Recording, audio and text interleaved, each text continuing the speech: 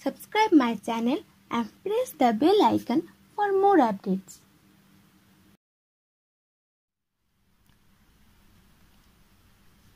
Hello everyone, আজকে আমরা করব ট্রান্সপোর্টেশন প্রবলেম। তো ট্রান্সপোর্টেশন প্রবলেম কি সেটা বলার আগে তোমাদের আমি আগে টেবিলটা করে দেখাচ্ছি। টেবিলটা করলে এখান থেকে আমাদের বুঝতে সুবিধা হবে।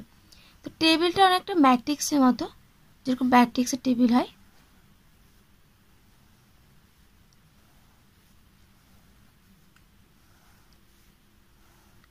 আমি 4টে রো 4টে কলাম নিয়ে নিলাম, ঠিক আছে। উপরে নাম দিলাম আমরা D1, D2, D3, D4। এপাশে দিলাম O1, O2, O3, O4, O, ঠিক আছে। এখানে D1, D2, D3, D4 এগুলো কি? এগুলো হলো আমাদের destination. O1, O2, O3, O4 এগুলো আমাদের অরিজিন। এইটা প্রবলেমটা কী নিয়ে করা হয়? ধরুন না তোমার কোনো ফ্যাক্টরি খুলেছো, এবার ফ্যাক্টরিতে মাল সাপ্লাই দেওয়ার জন্য কী হয়, সেখান থেকে আমরা কি অনেকগুলো গোডাউন খোলে, তাই না? কারণ একটা সিটি সে বড় বা ছোট হতে পারে। এবার যদি কোনো সিটি একটা বড় সিটি হয়, সেক্ষেত্রে কী হবে, এখানে যদি ফ্যাক্টরি থাকে, এই ক্ষেত্রে সবার ক্ষেত্রে সব জায়গাতে মালটা সাপ্লাই দেওয়া সম্ভব না। তখন এই কী করে, এখানে এখানে ছোটো করে কী করে অনেকগুলো গোডাউন খোলে। তো এই গোডাউন থেকে এবার মানুষের ডিমান্ড, তাহলে কার কত ডিমান্ড, এখানে হবে আমাদের ডিমান্ড। তাহলে মানুষ কী করবে, তার ডিমান্ড করবে। এবার দেখা গেল এখানকার মানুষ ডিমান্ড করলো, তাহলে ওকে আগে ভাবতে হবে যে আমি কোথা থেকে কোন গোডাউন থেকে তাকে পাঠালে কী হবে, আমার ওর ডিমান্ডটাও পূরণ হবে, প্লাস কী হবে আমার খরচাটা সব থেকে কম হবে, আমি ঠিকঠাক সাপ্লাই দিতে পারবো। তো এখানে হচ্ছে আমাদের সাপ্লাই। তাহলে এই পাশে হলো ফ্যাক্টরি সাপ্লাই, এখানে O1, O2, O3, O4 এগুলো হলো সেই গোডাউনগুলো। ফ্যাক্টরি আন্ডার যে গোডাউনগুলো আছে সেই গোডাউনগুলো হলো O1, O2, এটা ধরো 1, এটা O2, O3, O4 এভাবে কি আছে গোডাউনগুলো আছে। আর ডেস্টিনেশন হলো D1, D2, D3, মানে যে মানুষগুলো বলবো, সাপোজ ধরুন এখানে একটা মানুষ ও ডিমান্ড করলো, তাহলে কি হচ্ছে D1 হচ্ছে আমাদের এটা। হয়তো আরেকটা মানুষ এখান থেকে ডিমান্ড করলো, তাহলে এটা হচ্ছে আমাদের D2, ঠিক আছে। এভাবে কি হবে, আমাদের ডিমান্ডগুলো আমরা পাবো D1, D2। তো এখন ফ্যাক্টরিটা বুঝতে হবে যে কোন গোডাউন থেকে আমি এই যে ডিমান্ডগুলোকে পূরণ করলে কী হবে, কম খরচে এবং খুব তাড়াতাড়ি ডিমান্ডগুলো ওরও ডিমান্ড পূরণ হবে, প্লাস আমাদের কী হবে খরচাটা কম হবে। তো আমি সাপ্লাইটাকে আমরা লিখি ভাবে A1, A2, A3, A4। তাহলে O1 গোডাউনটা কী করতে পারবে, ও টোটাল সাপ্লাই করতে পারবে A1 পরিমাণ, O2টা টোটাল সাপ্লাই করতে পারে A2 পরিমাণ, O3টা টোটাল সাপ্লাই করতে পারে A3 পরিমাণ এবং O4 A4 পরিমাণ। সেমভাবে এখানে D1 এখানে আমরা এখন করি B1, B1, B2, B3, B4 এগুলো হচ্ছে কি ডিমান্ড। মানে D1 ডেস্টিনেশনের ক্ষেত্রে ওর ডিমান্ড হলো B1 টোটাল ডিমান্ড, D2 ডেস্টিনেশনের ক্ষেত্রে টোটাল ডিমান্ড হলো B2, D3 এর ক্ষেত্রে টোটাল ডিমান্ড হলো B3 এবং D4 এর ক্ষেত্রে টোটাল ডিমান্ড হলো B4, এভাবে, ঠিক আছে। আর এখানে সাপোজ ধরুন আমি C11 ধরলাম, C12, C13, C14, C21, C22, C23, C24, C31, C32, C33, C34, C41, C42, C43, C44। সিগুলো কি, সিগুলো হচ্ছে কস্ট। কস্ট মানে O1 গোডাউন থেকে D1 ডেস্টিনেশনে যাওয়ার জন্য যে খরচাটা পড়বে, সেই খরচাটা হচ্ছে C11। আবার O1 গোডাউন থেকে D2 ডেস্টিনেশনে যাওয়ার জন্য যে খরচা পড়বে সেটা হচ্ছে C12। সেমভাবে 1 থেকে D1 D3তে গেলে খরচা হচ্ছে C13, O1 থেকে D4 এ গেলে C14। আবার O2 গোডাউন থেকে D1 ডেস্টিনেশনে গেলে খরচা পড়বে C21, O2 থেকে D2 ডেস্টিনেশনে গেলে C22। এভাবে কি হচ্ছে C11, C22, মানে ম্যাট্রিক্সের ভেতরে যে এলিমেন্টগুলো বলতে পারো, সেই এলিমেন্টগুলোকে আমাদেরকে কস্ট রিপ্রেজেন্ট করে, মানে কোনো গোডাউন থেকে কোনো একটা ডেস্টিনেশনে যাওয়ার জন্য আমাদের কতটা খরচা পড়বে, এটাকে আমরা বলি ডেস্টিনেশন।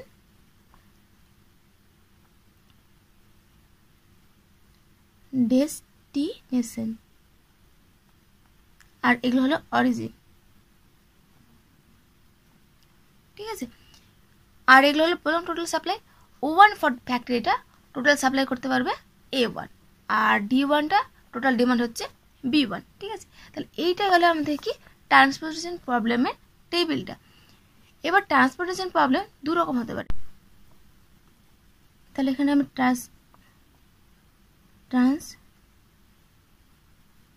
পি হবে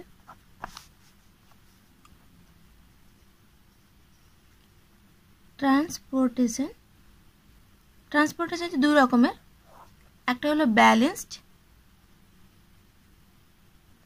আর একটা হলো আনব্যালেন্সড। ব্যালেন্সড কোনটাকে বলবো আর আনব্যালেন্সড কোনটাকে বলবো? যখন আমরা কি করবো, summation of a i equal to summation of b j যদি হয় সেটা হচ্ছে ব্যালেন্সড, আর যদি কি হয় summation of a i not equal to summation of b j, সেক্ষেত্রে সেটা হবে আনব্যালেন্সড। যেখানে এ আইটা কি, এ আইটা হলো সাপ্লাই আর বি যেগুলো হলো আমাদের ডিমান্ড। তাহলে এক কথায় যতগুলো আমাদের ডিমান্ড ঠিক ততগুলো যদি আমি সাপ্লাই করতে পারি তাহলে সেটা কি হবে, ব্যালেন্সড প্রবলেম। দেখা গেল আপনার যতটা ডিমান্ড তার থেকে কম সাপ্লাই আছে অথবা তার থেকে বেশি সাপ্লাই, মানে ডিমান্ড আর সাপ্লাই পরিমাণ ইকুয়াল না, সবগুলো যোগ করবো B1 B2 B3 B4, এখানে A1 A2 A3 A4 যদি ইকুয়াল না হয় সেক্ষেত্রে কি হবে আমাদের আনব্যালেন্সড প্রবলেম। সেক্ষেত্রে কি করতে হবে, আমাদের ব্যালেন্সড করতে হবে। তার জন্য আমাদের কি করতে হয়, একটা ডামি রো আর একটা করতে হয় ডামি কলাম।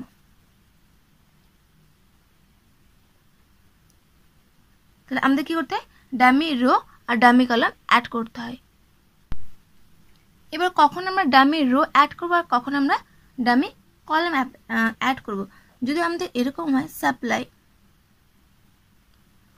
কি হচ্ছে ছোট, কার থেকে, সাপ্লাইটা হচ্ছে আমাদের ডিমান্ডের থেকে কম আছে, তখন আমরা কি করব, ডামি রো অ্যাড করব। আর যখন আমাদের সাপ্লাইটা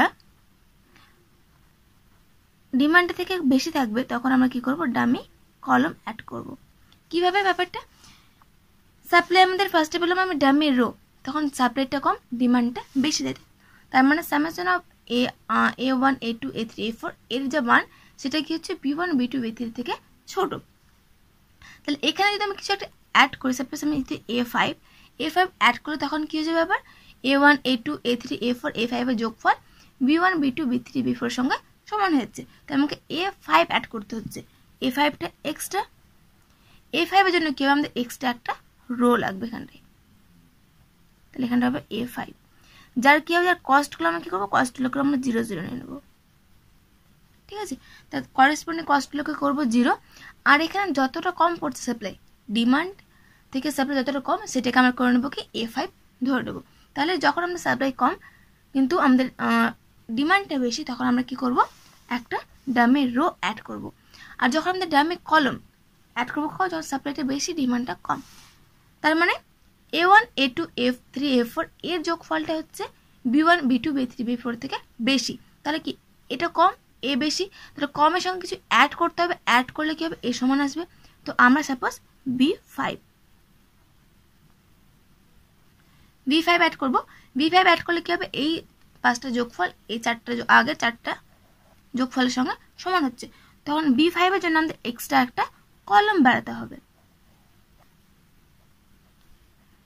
যার করেসপন্ডিং কস্ট হলে কি করবো, আমরা 0 0 নিয়ে নেব, এখানে D5 ধরে নেব, ঠিক আছে। তো এক কথা আমাদের লক্ষ্য রাখতে হবে যে কোথায় আমাদের কম, আমাদেরকে সাপ্লাই কম আছে না ডিমান্ড কম আছে। যদি সাপ্লাই কম থাকে তাহলে আমরা আরেকটা রো অ্যাড করব, যদি ডিমান্ড কম থাকে তাহলে একটা আমরা কি করব, কলাম অ্যাড করব।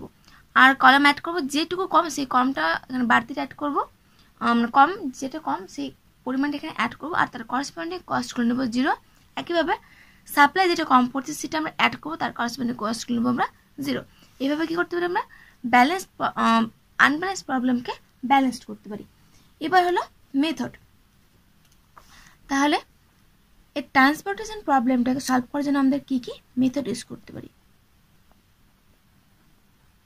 মেথড আমরা 3টা মেথড ইউজ করতে পারি, কিন্তু প্রত্যেকটা মেথডে আমরা একই জিনিস করবো, কি করবো, ট্রান্সপোর্টেশন যে কস্ট সেটাকে আমরা কি করবো, মিনিমাম করব।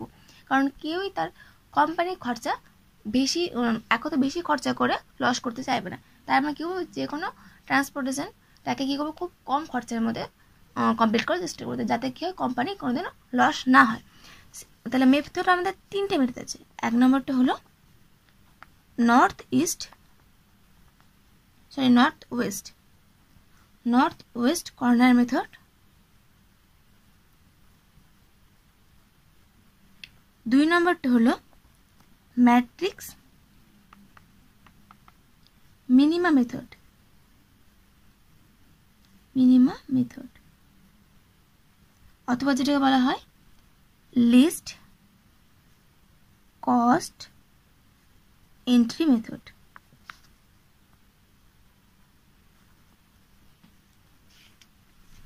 আর একটা হলো 3 নম্বরটা ভোগেলস অ্যাপ্রক্সিমেট মেথড।